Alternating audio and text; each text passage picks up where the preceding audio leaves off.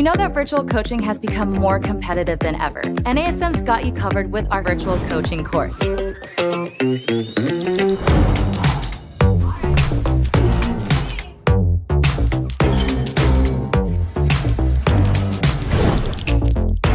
NASM's virtual coaching course provides a complete solution to help you translate your services into a successful virtual platform. This course will give you the tools to build and operate a sustainable virtual business model. The formats may be different, but you're still delivering fitness training and effective behavioral coaching. That doesn't change even if you can't be in the same physical space as your clients. The truth is, this is the way to reach more clients and expand your reach and impact. There's never been a better time to carve out your very own virtual space, and NASM is here to help. Welcome to NASM's virtual coaching.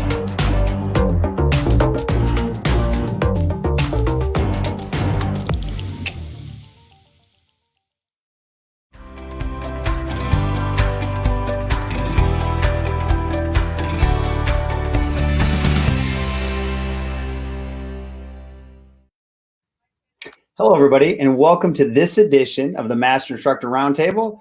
This is Master Instructor Marty Miller, and as always, here with my great friend, Miss Wendy Batts. Hey, Marty, how are you? Great. I'm excited. You know, we had a great week last week, bringing in the burpee, talking about it, and there's so much to talk about. We are here in part 2 of the burpee basics, building up to a burpee.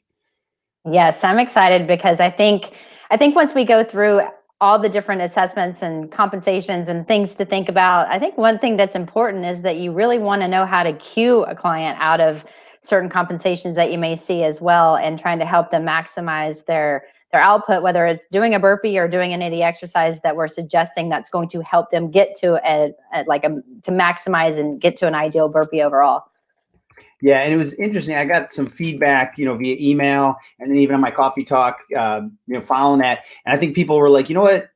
Thanks for taking this exercise that we maybe take for granted and really breaking it down kind of piece by piece and showing that it is still a movement assessment and that there's a lot to look at and that there's ways to kind of break it down so that way everyone can do a burpee at some point and not be, where it's that hate relationship. It can be that love-hate. And the only reason you hate it is because it's challenging appropriately, but you're going to get a lot out of it. Yes. I mean, people do not like them because they are hard. And, when you're trying to, as a trainer, we're like, bring it on. But not everyone has that same mindset. And I think sometimes we often forget that. And we're like, okay, we're going to do burpees today. I'm so excited. And they're like, ah. And so remember, we talked about this in series 1. However you approach and you sell the burpee is however someone's going to always think of a burpee. So if you're like, oh, you're going to do this really hard exercise as a burpee and, we're going to crush you, then they automatically have a negative thought in their mind that this thing is going to just not be on their favorite list. But you go in positive, you talk about the benefits, and then you execute it correctly. It really can be an amazing exercise to implement in your program as long as they can do it safely, effectively, and efficiently. Well, and it's funny. This is why I love doing these with each week. We prep ahead of time. We think we know where we're going to go with the conversation. And then you say something and all of a sudden I get this other idea. But, when you say a hard exercise, I think there's a difference between what we might perceive as hard. There's hard because we're not capable, and there's hard because it's appropriately challenging. And we want to focus on how the burpee can be hard because it's appropriately challenging, not hard because we're not capable of doing it. And I think that's where the burpee gets the bad rap, is it's thrown out there in its normal version when it's not supposed to be. Great point. And I feel, one of the questions we get is, well, what kind of exercise is a burpee and where does it belong? And, the question is, well, where do you want it to go? And what does the assessment say? Can your clients do it without a bunch of compensations?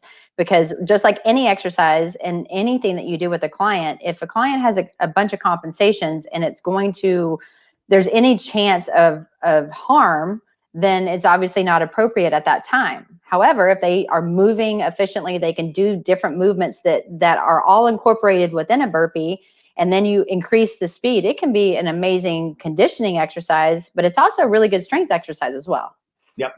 And, going back to something I brought up a couple weeks ago, I was in the gym and I try to hide, but, I talked to a couple people and It's good. I mean, you're helping share the knowledge. And, the one conversation I was having with somebody is he thought everything had to be hard, like what we are talking about, hard where it's not possible to do it. And you can see that, he's starting to look at exercise differently. Is hard needs to be appropriate, and I'm fatiguing, I'm not breaking down. And there's that big difference.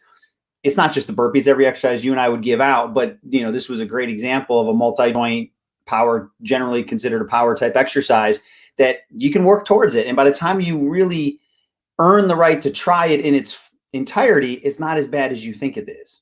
Right. I mean, it's very versatile, and it can be fun. I mean, you can have burpee challenges, you can do whatever, but the big question, and when I know we're revisiting this slide from series 1, which was last week, who should do them? And I'm going to ask, I would ask anyone out there is, well, who should do them? And I'm hoping the response that I or you, Marty, would get in return is any client that can do it with proper form and execution.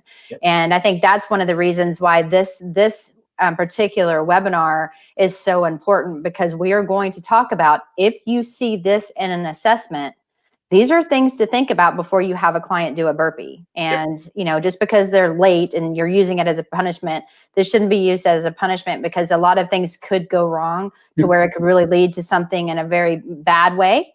And so I think, I really am excited to kind of really walk through, if you see this, then do this. If you see this, then do that. And I think we're going to discuss all 5 points. Yeah. And I use burpees, with everybody I've ever trained, just different versions. And, the last position I had before I switched to my new full-time role it was at a country club. So I had a lot of people in that more senior population, and I did it from a safety standpoint. Now, their burpee might be on the Smith machine only at 30 degrees, but it's teaching them how to decelerate their body weight if they ever fell, how to push up quickly. So again, we will go through all this between this week and next week on how versatile this exercise is. And I really hope people tune in next week, because next week we're going to actually talk about programming. And so we're going to give you guys some things and exercises that Marty and I use often to get someone to a burpee, but wanted you guys to make sure that you tune in, because it'll be the 3 of 3. But hopefully we'll bring it home. And if there are any follow-up questions, we definitely want to make sure that we get them answered. But I think this brings us into the wonderful, low back arch. So the ATP just stands for the anterior pelvic tilt. And, anytime you're doing an assessment, remember what you're looking for when you're doing the assessment in the overhead squat is you're hoping that someone can maintain a neutral position of their lumbopelvic hip complex. Mm-hmm. If you notice that when they're standing there, you teach them how to go forward, how to go back, and then how to find neutral. And once you find their neutral, you're going to look at their low back arch, because everyone has a natural low back arch. And then you're going to see during movement or when they lift their arms up, does that arch increase? And if you see it, and as you can see in these pictures here, if that arch increases, then they check positive for a low back arch.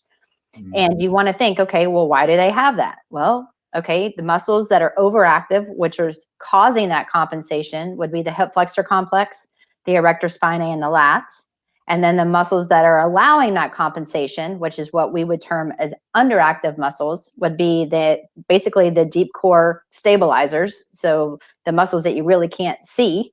And then the hip extensors, so your glutes.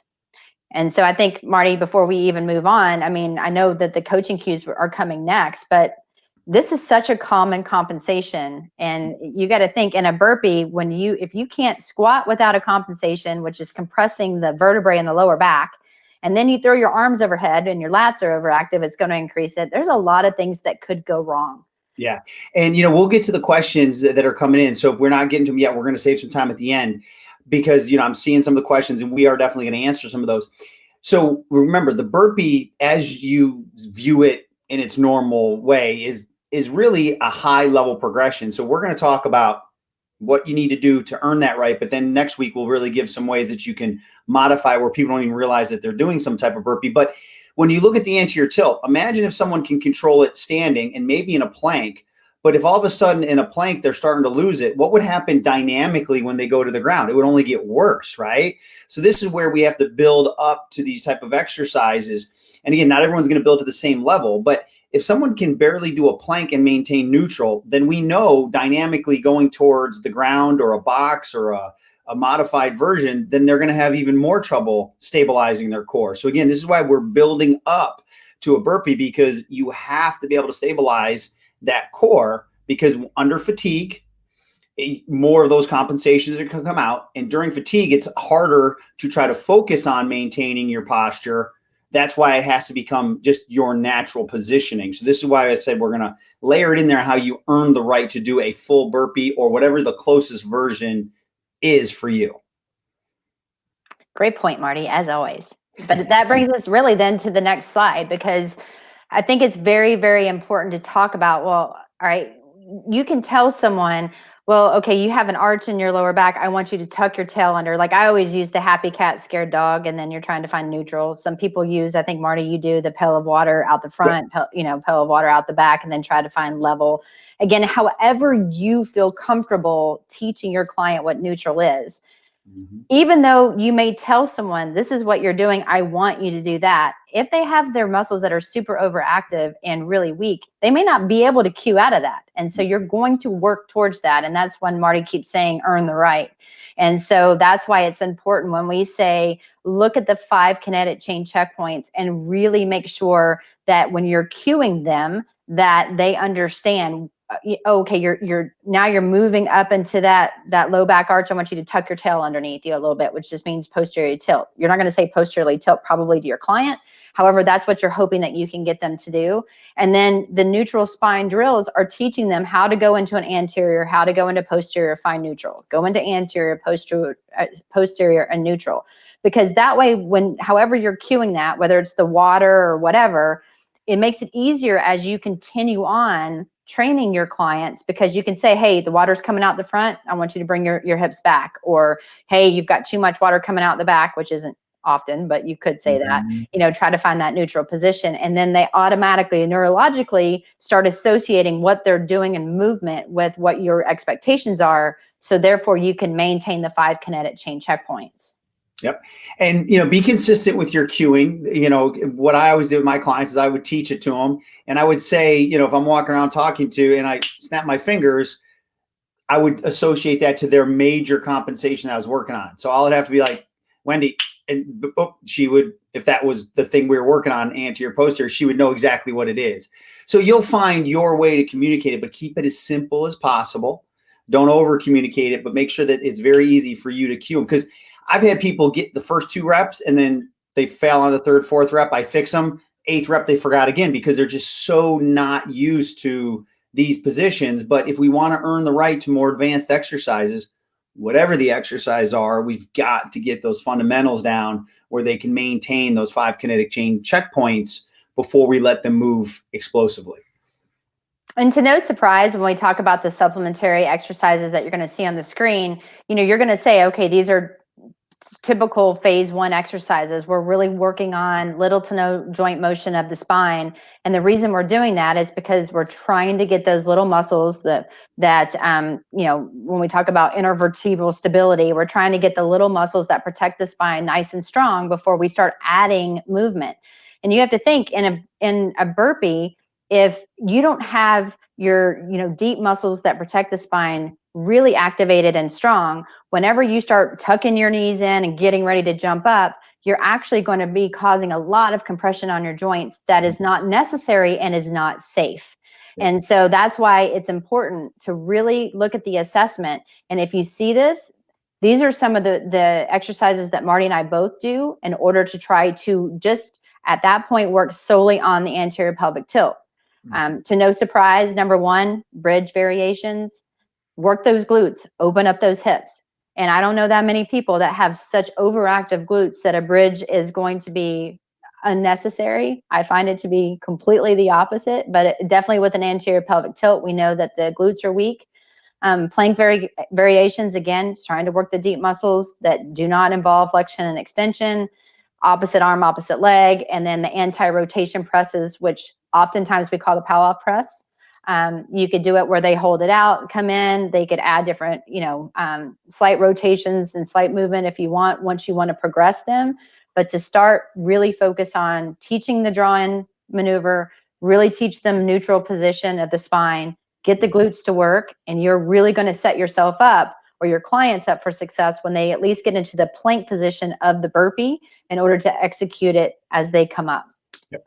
And, these are core focused, core centric, but let's not forget every exercise should be a core stabilization exercise as you set yourself up. So today, after my warm up, I was doing shoulder stability work, and I would still go through those positionings and made it a core stabilization exercise. So just always get that going, because every exercise you need to have that going on, and eventually it just becomes part of your movement. So again, we isolated it, but make sure you integrate that core stability as well.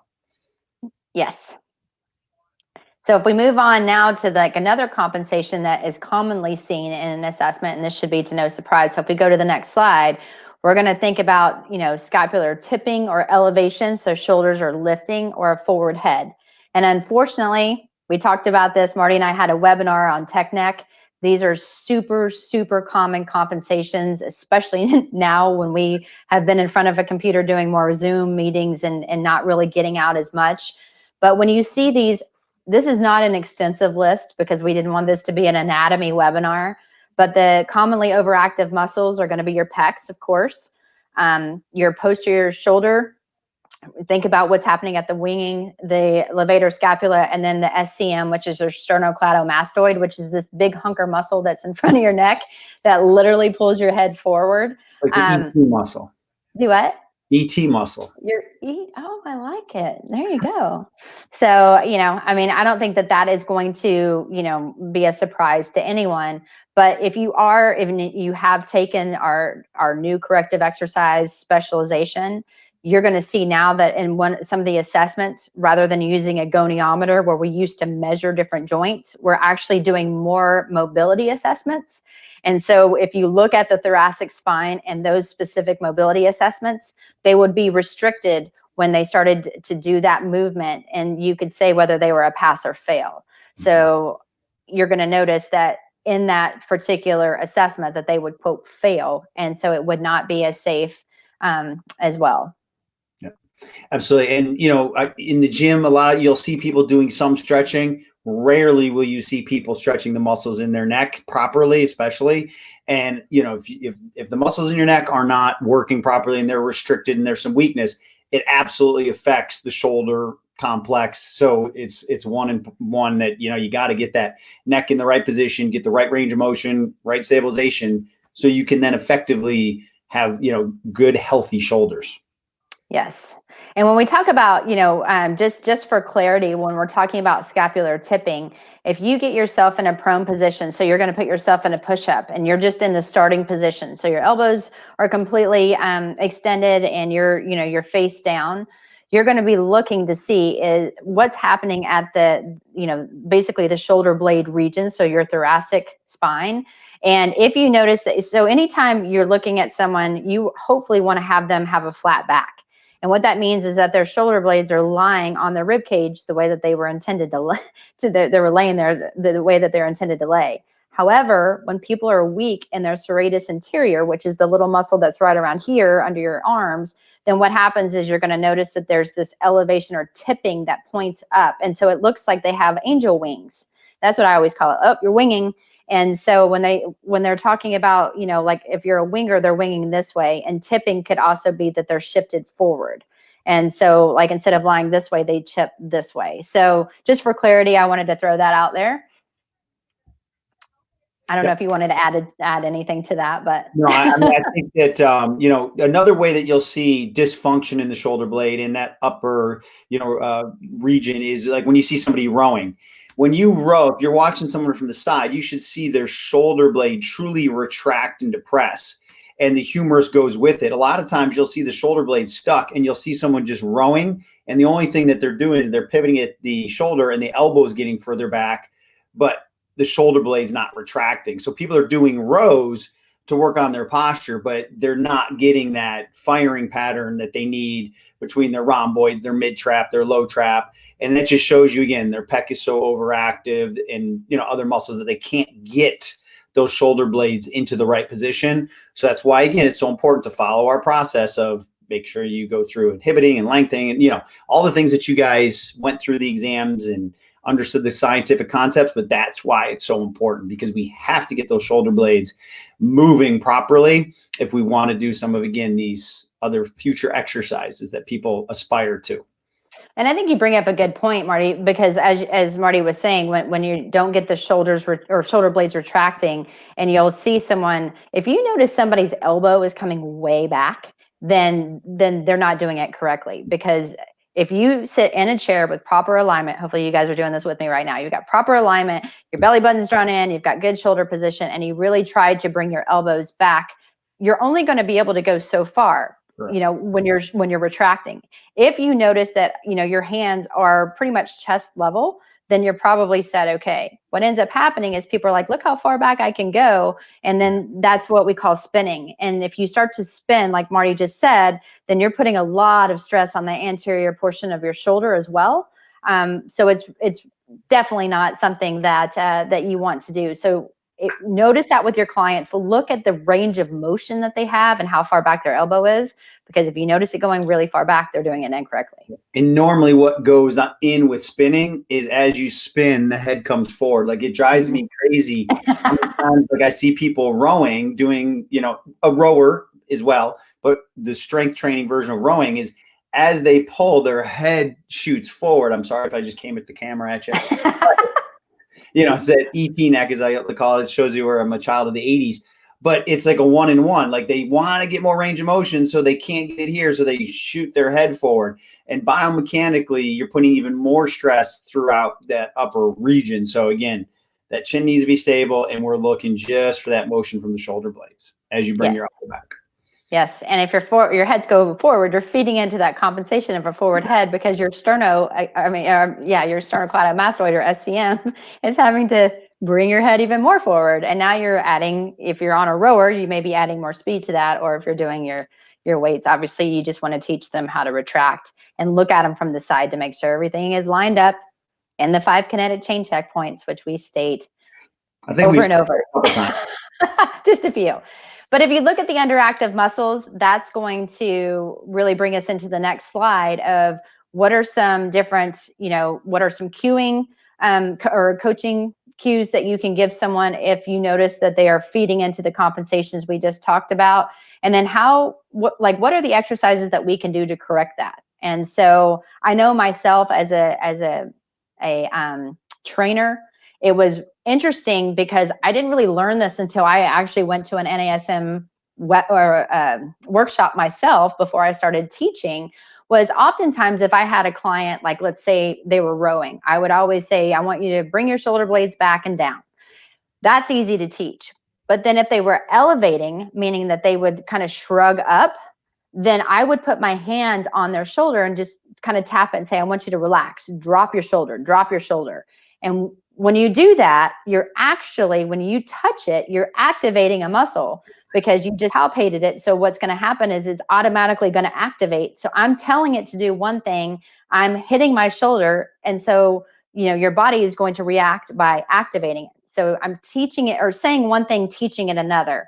So if you notice that someone is shrugging, then what you can do as a coaching cue, and what I often do is I would tell someone when you're doing a row specifically, I want you to pinch your shoulder blades, and then I put my hands underneath their elbows and I tell them to press down into my hands. And so therefore I'm giving them a tactile cue, something to feel pressing down, and then they understand what I mean. And if you don't want to touch a client because you didn't get permission or they don't like it, then just say, hey, you're doing this, I want you to drop your shoulder. So you're doing this, I want you to do that. And so give them a visual cue without touching. So I wanted to point that out because I was always like a toucher, and I would get permission, of course. However, that would, you know, when it totally made sense, but I didn't realize the consequences of what I was doing until someone actually specifically said, hey, don't do that because this is what you're actually doing. And then it clicked. Yep. Yeah, I mean, the function of the shoulder blade and that whole complex, and obviously integrated with your core stabilization, is really going to be one of the vital things that's going to allow you to exercise safely and really make some amazing progressions, as well as prevent a lot of injuries. I mean, it is so vital. And I work hard on mine, and it's not perfect, but my left shoulder blade wings just a little bit. And every time I'm in the gym, I'm doing these type of exercise to get to my best, and or prevent it from getting any type of more winging in it, and just got to keep battling it. But as you guys can see in looking at the muscles and thinking about what we're saying, the reason we're pointing these out so specifically is it's important. If somebody can't maintain proper alignment and maintain proper kinetic chain checkpoints when they're in a face down position, because again, their muscles are too far, they're too overactive in their neck and their head's flying forward, or they are a winger. And then now you're adding motion, or you're adding something like a burpee. It wouldn't be an appropriate time, because you're feeding in and you're not really working the muscles that are going to need to be an ideal length in order to execute a burpee correctly. So that brings us into some exercises that if you notice that compensation and you're trying to build yourself up to a burpee correctly, but there's so many things that are not working the way that they should between their shoulder blades, their thoracic spine and their neck, teach them how to do protractions. So I noticed somebody had asked the question, well, what happens if they are a winger? What exercises would you do? And you could do a chest press, and what I call a chest press or a push-up with a plus. And that plus just means that you're not flexing your spine. You're just kind of punching forward, maintaining a neutral spine throughout, like your cervical, thoracic, and lumbar. Everything stays in ideal form. It's just you're kind of punching your shoulders forward. So protractions or adding the plus is extremely important, but that will help activate the serratus anterior, and that will help with that winging issue. And I did a lot of these exercises today. It seems like somehow my workout always falls into whatever topic we're working on, but I was doing shoulders and upper body today. So I did, I walk around the gym with my bands, doing my pulls. The thing with, again, you got to look at your form and technique. I see people trying to emulate these exercises in the gym because they see them on Instagram, other people doing it. But if I don't have my kinetic chain checkpoints in order, I could be feeding into that compensation. So really make sure you focus on setting yourself up and then doing it, and really focus, as Wendy was saying with the tactile cue, on what muscles am I really trying to fire, and kind of lock your body into that, and you will get better activation, and then that gets you to better movement. Yes. And I don't think any of these exercises are ones that we have not discussed before. I know one that sometimes people ask us about are the planks with the mini bands. So Marty, do you want to talk about that one? Yep. So what I like to do, again, maybe the yellow, because it kind of goes yellow, green, blue, and then, into the blacks. Very rarely do I need to go past the green. So what I like to do when I do the plank, obviously I prevent, that internal rotation. I'm always at 90, but I also like to get into some external rotation, because most people are internal rotation. Neutral's good, but I will even, again, this would be a regression. A progression would be go to an external rotation, and then I put the bands around the wrist, and as they're driving their elbows into the ground, I have them put out into a slight external rotation. I'm not looking for them to plank like this. It's just that isometric feeds into it. So again, I'll start them in neutral with that, then I'll go into external rotation, and always, again, making sure their chin's tucked, their shoulder blades are in the right position, they're neutral at the pelvis, triple extension of the lower body, and you would be stunned, that little yellow band, how everything starts to shake. I see people in the gym doing the band work. Don't just do the band for the sake of having a band. Make sure that it's the appropriate resistance. And generally speaking, you don't need as much as most people try to do with the bands. Yeah. And when, you do the mini bands, I often do the plank walks. I've done the mini bands as well. And I do clocks, like different things in a push-up position where you're working and things to stabilize the shoulder. And someone had sent a message to us like, okay, go over the plank walks again. So I just want to say that on this webinar as well, just for clarity. But when you're in a plank position, as Marty said, maintaining the alignment, making sure that your elbow and your shoulder are right underneath each other. Where that elbow is, you're going to take that same hand and put it where the elbow was. And then you're going to get yourself into a push-up position. And then you come right back down into a plank. So you're literally going from a low plank to a high plank. But what you're looking for in common compensations is that you're going to notice that they're going to want to rock side to side. you want to minimize any motion of the spine and any motion of the hip, because you're really trying to drive in, squeezing the glutes, maintaining neutral position, drawing in, and in perfect alignment within the chin and the neck. And so, you just want to make sure that the only thing that's really moving is your arms. And then every time they come up into that push-up, make sure that their back is flat. If you still see, and you're working to strengthen the serratus anterior specifically, what you can do as a cue is put your hands in between their shoulder blades and have them press up to try to maintain a flat back. And it may not be great in the beginning because you're working to build and activate a muscle that's super weak often. So just give it time, and you should start to see, hopefully you're going to see them progress to where, within a couple weeks, depending on how often you do things in a prone position, you should start to see that minimize. Awesome. Excellent. All right. Kind of covered all those, but I'm sure there might be some questions at the end, so we can always revisit. Well, and this is a big one, the common compensation in from a squat to a squat jump, when you're looking at form and technique. And so people are thinking, well, as Marty, you mentioned in the beginning, oh, burpees are so dynamic. They're hard on your joints. They're awful. Well, then don't do them first. Second of all, work them towards doing a burpee, but maybe not as explosive as you guys are used to seeing on YouTube. And that's one thing that we really, really want to stress. If you see someone when they jump and they're doing a squat jump with a stabilization hold, which is what you're doing in phase 1 to teach and work on landing mechanics, if their knees are you've got knees coming in, your feet are going out, you've got a huge arch, then doing a burpee is not appropriate. Not at all. And so at that point, you want to regress that, and maybe it's not that time. Or as Marty and I have mentioned, as a regression to that would be that they never leave the ground. They get into a squat position, they come up on their toes, they land it and hold it, but they didn't actually leave the ground. So if you're working with seniors, that's a way to do this. If you're working with someone with multiple compensations, but you're trying to teach them proper mechanics, because let's say they're a volleyball player and they have to go to practice, you need to work on it, even though you're trying to teach them proper mechanics. So things that you're often going to see if the form and technique is not appropriate is you're going to be looking at the foot. So when we say FHL, we're talking about the flexor hallucis longus or the peroneus longus, which we're looking at toe mobility. The big toe, in my opinion, is one of the most important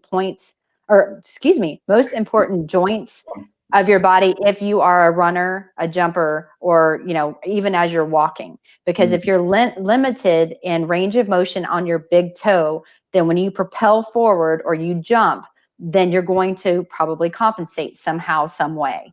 And so when you're thinking about it in relation to a burpee, it's important when you're jumping for sure, because obviously you're going to go into triple extension in midair, hopefully, and then you're working on that landing. But it's also extremely important when you're going from that squat, when your hands touch the ground and you kick back, you need good extensibility in that big toe to help catch you into an ideal position, but then also to kick yourself forward into kind of the beginning before you go back into your squat. And so as oftentimes we neglect the big toe, that to me is super, super important. Yeah. And I think, Wendy, you and I both know the stories of some of the athletes that we know are trained with some of our friends that, knee pain, hip pain, everything. As soon as the toe got working, all of a sudden things have gotten better. So that's why it's so important. But, the key thing, I think, hopefully from all of these sessions that we're doing on burpee is it's not an all or none exercise. I think people classify it as either I do burpees or I don't do burpees. There's so many versions of it that it does not have to be the all or none. And if you go through what we're teaching you, you bring it back to the movement science that you've learned, go back to breaking down the complex movement into littler parts and learn how to layer them on top of each other over time, they will get to some version of a burpee, if you want, that they can do. Again, you'll get some people that will never go just drop to the ground. But you'll find some version that works for them, and you'll know that you achieve some great success. And like I said, for those that you work with seniors, that transition of at least some level burpee is so important if they ever had a fall, right? Because they've learned how to kind of control themselves even at some level of deceleration and how to stabilize and all that. So again, may never go all the way to the ground, but just understand that if you want to fragment this exercise, hopefully that's what you're getting from these 3 parts into the understanding the burpee. Well, you bring I think one of a big point that you just made, Marty, is that it is a multi-joint complex exercise. Mm-hmm. And I know we mentioned in part 1 of this, if you can't do an overhead press without compensation, they're not ready. Nope. If they can't do a plank without compensation, they're not ready. If they can't do a push-up, they're not ready. If they can't do a squat, they're not ready. And if they can't do a squat jump with a hold or even a squat jump, in a repetitive motion, they're not ready. And so you'll notice that it was like, here's a single joint, here's multi-joint exercises. So take some time, work towards it, and then realize that, this could be a great exercise for everyone, as long as everyone's moving efficiently, doing it and maintaining the proper alignment.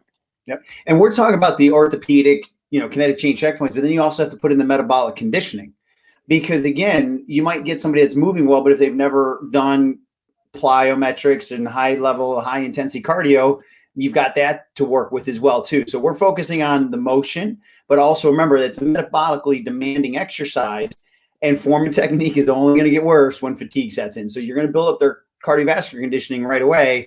And if they're new, you wouldn't want to put them at the highest level anyway. So again, the burpee's not for them at that point.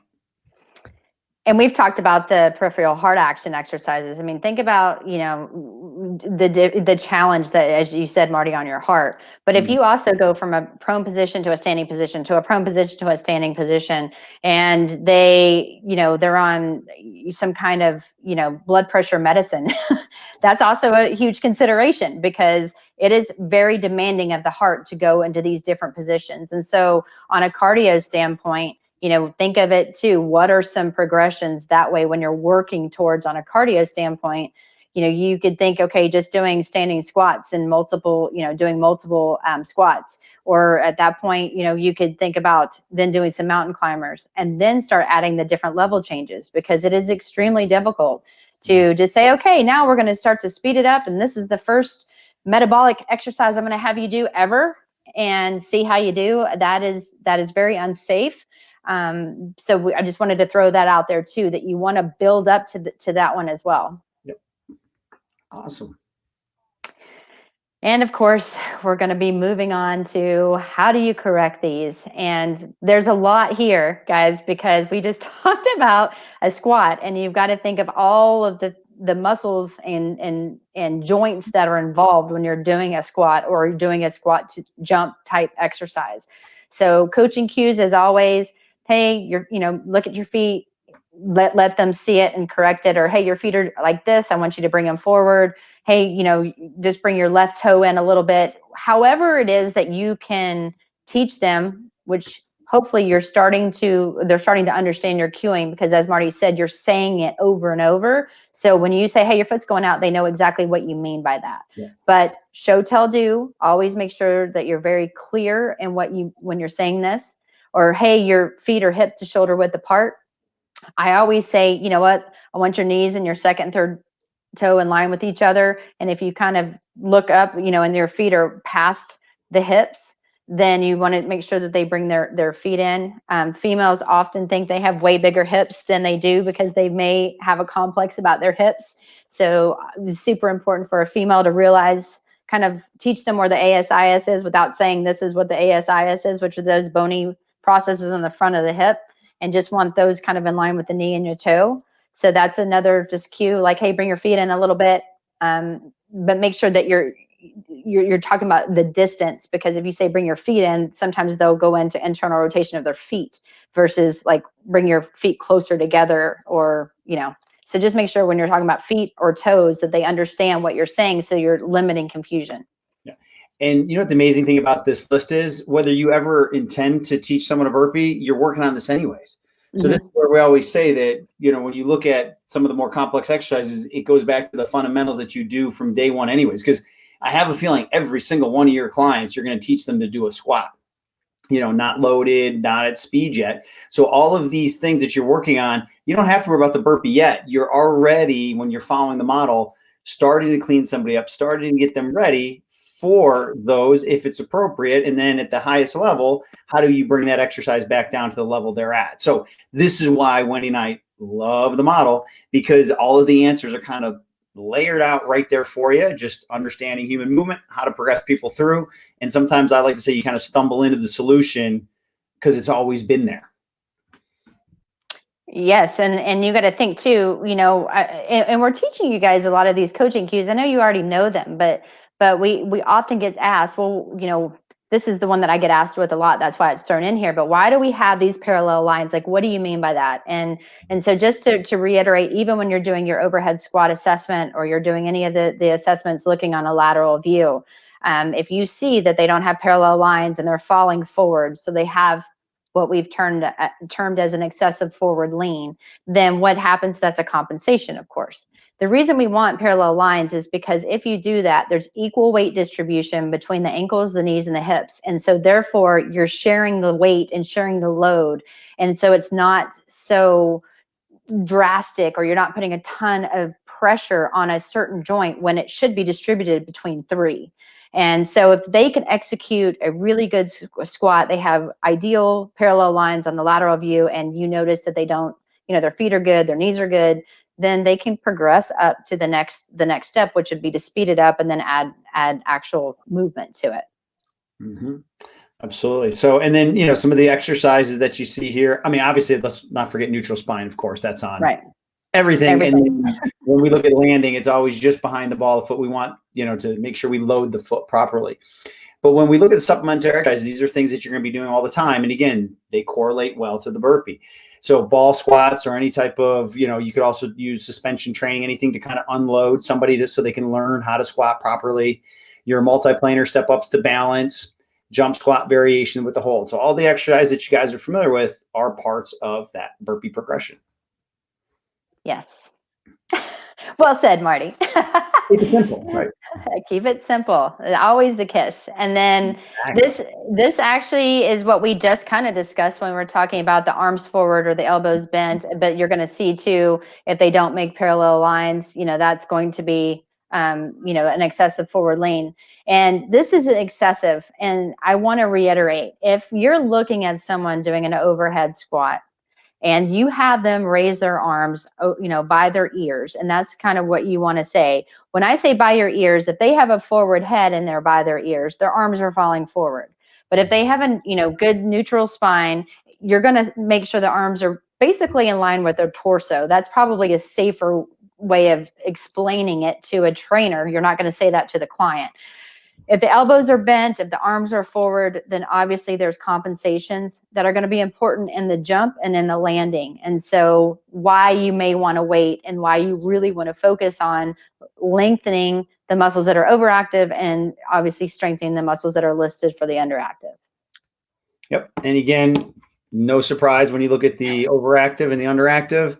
It's not like you were talking about glutes earlier. Like I've yet to see anyone that has overactive glutes. Like me either. Find it, and I've yet to find someone with an overactive rhomboid or low trap. I don't see those. So you're going to see these common themes all the time of what muscles are overactive, what muscles are underactive. It's just to what combination that person comes in with, and what's the severity of it, and the significance, and then how you or where they're at conditioning wise to get them out of it. You just pick and choose the right exercise progressions. Yes. I don't know what to say other than that, other than we can talk about cueing, which this is one of my favorites. I love to talk about. I could talk about cueing all day. But if we go to the next slide and we think about, what are if you start to see these compensations, what are you going to do? And like, what do you say? And so, as Marty said, you're always going to see neutral spine. So make sure, that's why it's so important in the very beginning to set your cue of, if I say this is what I mean. So Marty's pail of water, my happy cat, scared dog. Try to keep your elbows straight. People don't realize that they're bending their elbow. And so you can say, hey, you're still bending here. Just straighten your arm out a little bit more, reach for the sky. The thing to be careful is in that assessment process, if you notice that they had an anterior pelvic tilt and their arms fell forward, then you know that their lats are probably really overactive. And so if you're trying to have them keep a neutral position and then you tell them to reach for the sky and they can't do it, then that's something that you really want to focus on to get good extensibility in the lat, which will help the neutral spine position as well as the arms. And I'm just going to say it because I can. And most men, we have tight lats. It's just that lats and pecs. There's going to be a lot of us that fall into that category. This is one of my ones that I keep working on. So, yes. I'm telling you, we all do. But some of the supplementary exercises, ball cobras. And I do want to reiterate because as you can see, the top picture the top picture that you see on the left, that is a person doing a Cobra. Ideally, you would want their feet against the wall to go into triple extension. So that way they're activating their calves, their glutes, their quads, and hopefully drawing in and squeezing their glutes. If you do that, you're going to maintain a really good positioning of the spine while activating multiple complexes at the same time. There is a difference, and I know if you're NASM, you know this, there is a difference between a yoga Cobra and this Cobra. And I wanted to point it out because actually someone sent me an email asking about that actually today. And so just to reiterate, when you're doing a Cobra for NASM and strengthening, really focusing on the core stabilization system, there should be little to no joint motion of the spine when done correctly. You have good alignment of the cervical spine, thoracic spine, and lumbar spine, and you're activating everything to keep yourself in neutral. When you do a yoga Cobra, then you're on the floor in that position and you're arching your back up. And so there is a lot of compression in the lower back. That's not something that you would want to necessarily do as an exercise. If you did it in yoga, that's for yoga. This is something that we're trying to do to activate the mid to lower trap and the rhomboids area, which is completely different. So those are completely different exercises with different outcomes. And so I just wanted to, because we are getting questions, I wanted just to throw that out there, that when we say a ball Cobra, we're talking about the picture on the upper left. Yeah, because we don't want to feed into some type of overactivity of the erector spinae or hamstrings compared to getting that glutes. So absolutely. Plus, think about if they have an anterior tilt and then they're going into a yoga Cobra with that extension, or that you're going into the extension of the spine that much, you are going to increase compression, which will lead to low back pain. Yeah, and then from the supplementary exercises, again, you'll see a lot of common ones we do. Obviously, the Cobras, different row variations, a lot of different band, we're pulling type of exercises. There's a lot of great suspension training exercises. We can use kettlebells as well, overhead presses. And I know we talked about the press with the plus to get that straightest anterior, as you talked about with the push-up with the plus. And then any type of reverse deltoid work, reverse flies. Again, you can do it with dumbbells. You can do it with a selectorized piece of equipment, bands, suspension training, etc. So there's a lot of variety there. So it doesn't have to be the same version of it every single time because clients want change, but you're going to still go and target the same type of movement patterns. And that kind of brings us to the next slide. So when you're kind of thinking about putting it all together, you're also going to have to think about what's happening at the hips. Mm-hmm. And so I know that this is probably going to confuse some people. However, remember, when you're thinking about a muscle, if it's underactive, we're going to spend time working on that because we're trying to get it to fire appropriately, working the way that it was made to work. But keep in mind, if a muscle is overactive, it's also not in the proper link tension relationship, meaning that it's not lined up the way that it's supposed to be. And so if a muscle is overactive, it's weak. If it's underactive, it's even weaker. And so think of it that way. And so we're trying to think, if you have an anterior tilt, obviously your hip flexors are in a shortened position. And that's one example. However, because you're trying to build up to a burpee, you've got to think that knee drive in. So whether you're walking it up or you're bringing it in, you need that hip flexor in order to get your knees up into the tuck position before you execute the jump. And so if you notice that someone struggles to get that knee, kind of the tuck position, then you need to strengthen that muscle because it's overactive. I mean, there's other things that are playing a part of that, but there are exercises. One of my favorite ones that you're going to see is basically you're laying on your back and you take, I call it an iso ball press, but everyone's got their own names. But what I mean by that, and I couldn't find a picture, is that you're getting yourself kind of, you're laying on your back and your knees are at a 90-degree angle with your feet out. So it's almost like you're making a tabletop. And you get a small ball. And let's say that I put the ball on my left knee. I can take my right hand and press in, or I can take my left hand and press in. So my knee's coming up as I'm putting pressure onto it. So it's an isometric hold where I'm actually working my shoulders to push into the ball, and I'm working my hips to counterbalance that pressure that I'm putting into the ball. It's fantastic. There's not a lot of stress to the joints doing that way. It's getting the hip flexors activated. Plus, you have to think the hip flexors is a conflex. So often your TFL is overactive. That's one of the hip flexors that's super overactive. But some of the other muscles may not be overactive and could start to be more on the weaker side. And that's why that trail into the knee tuck is difficult for someone. Yeah, and if we can put that list back up there, when you look at the category, or the category is hip flexor complex, but if you look at the exercise we gave you, they're not in the strength phase, like per se. We're not doing like the multi-hip where we're putting 150 pounds on there, where a lot of people are, you know, flexing at the spine.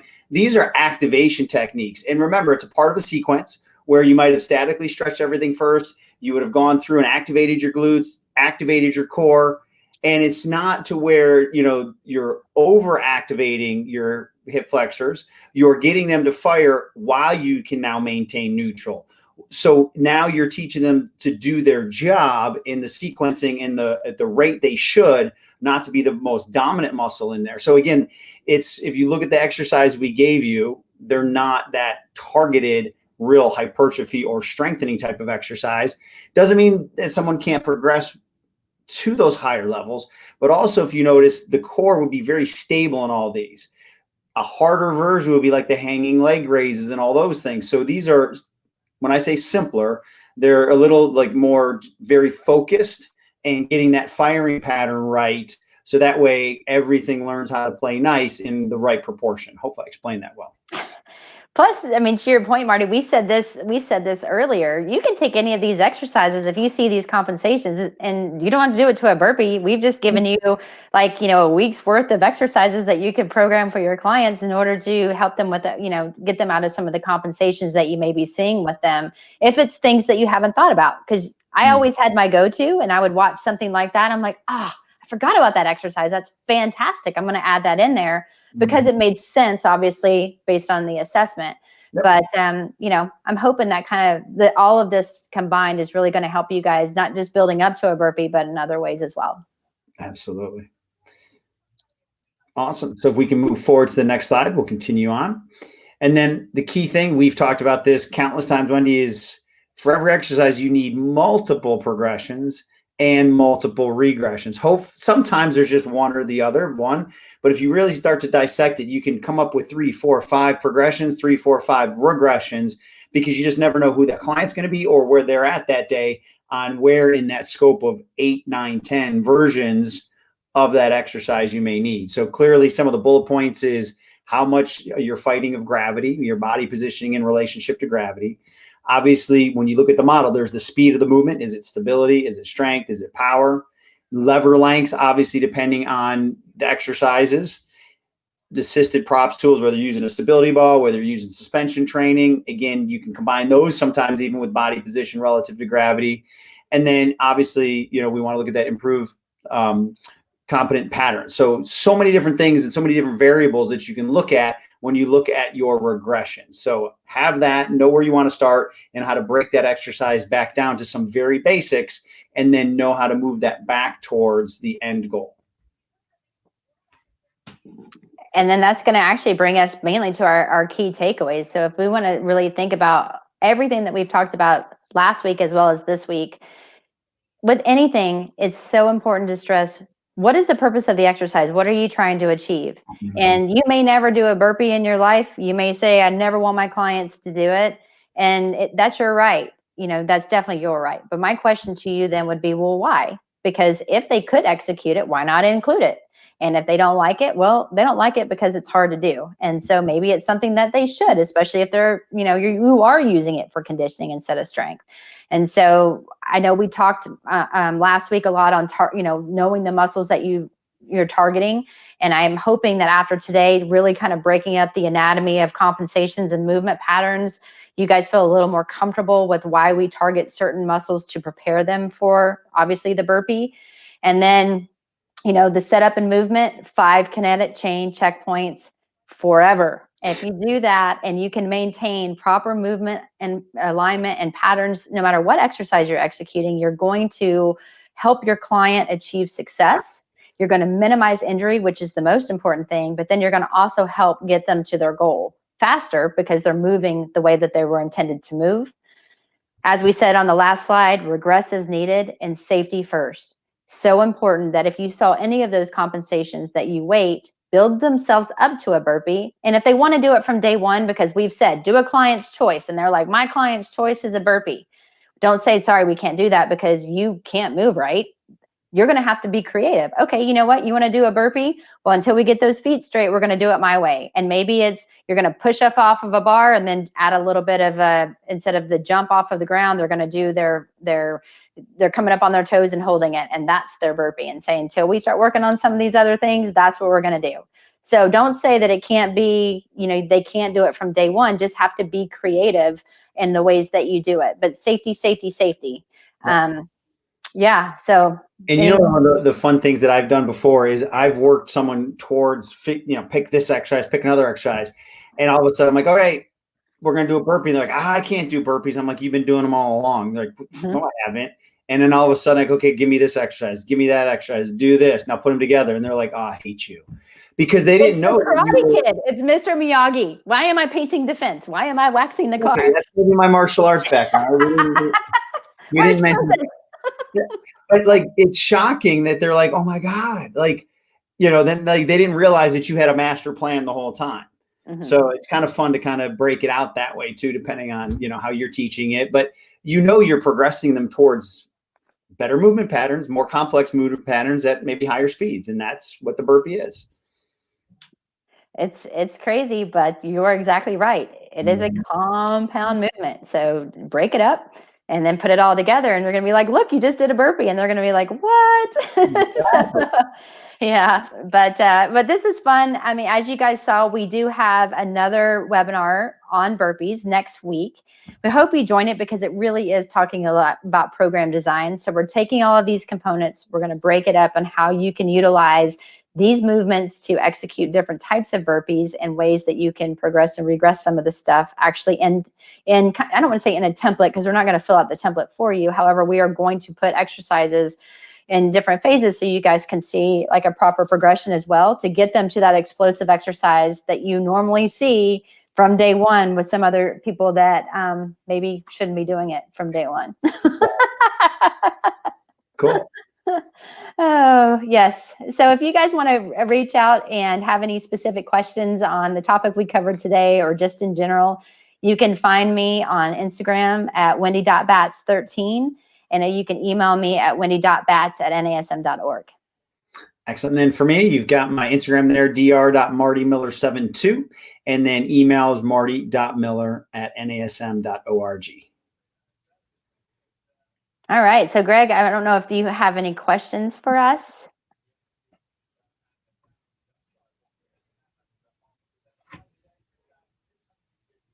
Maybe we're that good, Marty. We try to answer them as we go. So, maybe that's, maybe we've answered them all. And if so, that's a good thing. We try to, stay tuned here with our questions coming in. Yes. I see Julie, if you want to take this one, Marty, this one's actually a pretty good one, but why are burpees so important? It's one of those things, Julie, that they're important if you want them to be important. What we want to do with this series is make sure that people didn't just automatically eliminate them because they think that they're too challenging, too hard, or not safe. They can absolutely be safe if you follow what we're telling you and break it down and earn the right and phase it into somebody's program. Now, why they'd be important depends on the client I'm working with. One, it could just be a great benchmark for them that they achieved something they never thought they could, and that shows that you were able to get them there. Could be something that's very important for their overall metabolic conditioning, where they want to be able to do like a high intensity class and participate in some of those classes, and burpees are always there, and they always felt that they couldn't do them, or they lagged behind, or they got injured doing them. Or it could be, again, for a certain population where now if they have to go to the ground, they can get back up safely. So again, it depends on the person, depends on their goals. We just want to make sure that someone doesn't just cast aside the burpee because it was given to somebody at the wrong time and they didn't earn the right to get there. Great question. Yeah. Here's another really good question. Marty, if you want to take this one as well, I'll read it to you. Do scaptions help strengthen the serratus anterior? Indirectly, yes. It's not. It's this when you're doing a scaption. Obviously, your serratus anterior has to fire, hopefully, to stabilize the scapula. Now, if somebody has a weakness in the scapula, going right to a scaption may elicit something where they're not going to be able to perform that exercise properly. If somebody has really good serratus anterior activation, then doing a scaption, the serratus anterior will play a role in stabilizing the scapula. But when you really want to target the serratus anterior to go after it and really take it to the next level of ability and strength, we go back to those push-ups with the plus, is what we're looking for, or band, presses that Wendy was talking about. But I wouldn't use a scaption in isolation to just target a weak serratus anterior. Great answer, Marty. That's what I would have said too. And then going around in there, so I want to make sure, one point before, and I don't see any other questions that I think we missed. I think we answered some about seniors, and we're hoping you tune in next week when we start talking about ways to program, because you want to obviously take into consideration, all populations. However, keep in mind, just because they're older doesn't mean they're unable to do things. Because I know that there's women out there that are older than I am that can do things that I wish I could do. So we don't want to always just think that way. However, Roy made this comment, and I think it's very, it's very valid. And that's one of the reasons we wanted to do this series, is that he's not a fan of burpees because there's too much stress on a client's joint and there's a high risk of injury. And Roy, you're exactly right. If you have someone from day one with multiple compensations that really is starting an exercise program, it is a lot of stress on the joints if you're not careful and you're not executing it correctly. Also want to think about regressions to progressions and make sure that if you're going to have someone get to a burpee, that you're doing it the right way. And lastly, it's a high risk of injury if there are multiple compensations that you have not addressed. And so it can be something that can be utilized for all populations if done correctly. But yes, that's one of the reasons we heard it had a bad rap. We realized that any exercise can be good if it's appropriate for that client and they have progressed the way that they should. Yeah. But it shouldn't be a high risk of injury when you're going to have a client get there, because hopefully we've talked about the importance of proper movement patterns and exercises that you can get someone moving the way that they should before you even had them start doing this exercise. Yeah. And Wendy, to kind of wrap things up, what I would say is a burpee is not a must-do exercise, but ironically, all the exercises to build to a burpee are must-dos. Mm-hmm. Yes. And we brought this to our attention as well, because we see this in a boot camp. Oh, your first day of boot camp, drop down and we're going to do burpees for 30 seconds. And then they're spent, they're hurt, and they don't ever come back. And so we want to be able to talk about, let's talk about some ways to get there. So anyway. Well, as always, Wendy, I love working on these when we're prepping them, and then other things always come up as we're talking about them that we never really thought about. So it's always a great learning opportunity for both of us. So everyone, thank you so much for attending, and hope you can go back and watch the first one. If you didn't see it, enjoy part 2, and next week we'll do part 3. So thank you so much for attending, and look forward to seeing you next week.